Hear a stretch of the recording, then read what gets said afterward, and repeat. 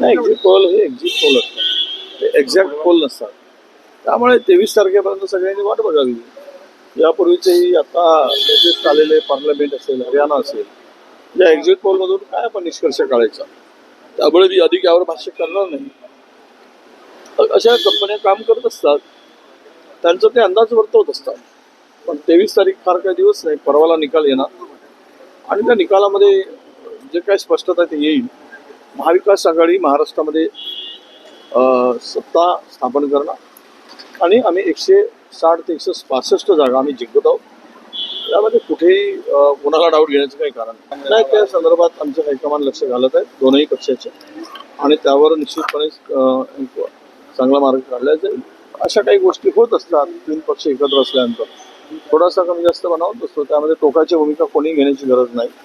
टोकाची भूमिका घेऊ नये आणि पुढच्या सरकारमध्ये आपल्याला काम करायचं आहे. एकामेकाच्या हातात हात घालून महाराष्ट्राला पुढे न्यायचं आहे. त्यामुळे अशा गोष्टींना फार काही लक्ष देण्याची गरज नाही आणि टोकाची भूमिका घेण्याची गरज नाही.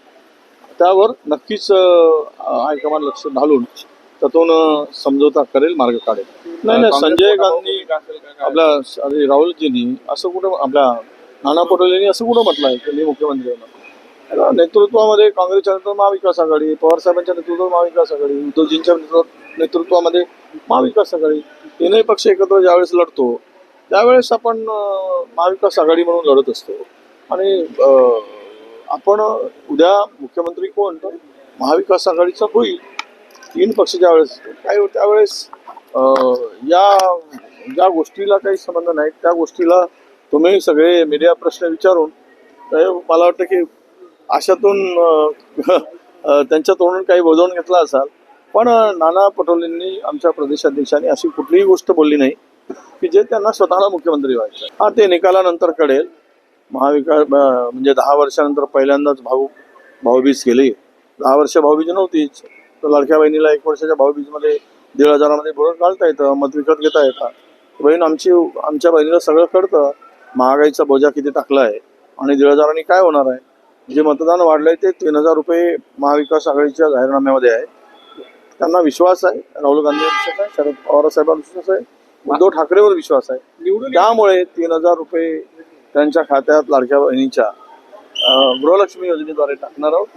त्यामुळं त्यांनी मोठ्या उत्साहानं जोमानं मतदान केलेलं आहे. त्याचा आम्हाला नक्की फायदा होईल. नाही, हे सगळे पक्ष करतात, काय लपून नाही. आम्ही करतो, ते करतात. निवडून येण्याची शक्यता जिथे जिथे असेल त्यांच्याशी संपर्क सगळे करतात. आम्ही पण करतो. नाही आहे सर, हे काय हवेवरच्यानं कुठून आणलं शोधून माहीत नाही. काही आता दखल घेण्यासारखी काही गोष्ट नसेल असं मला वाटतं. थँक्यू.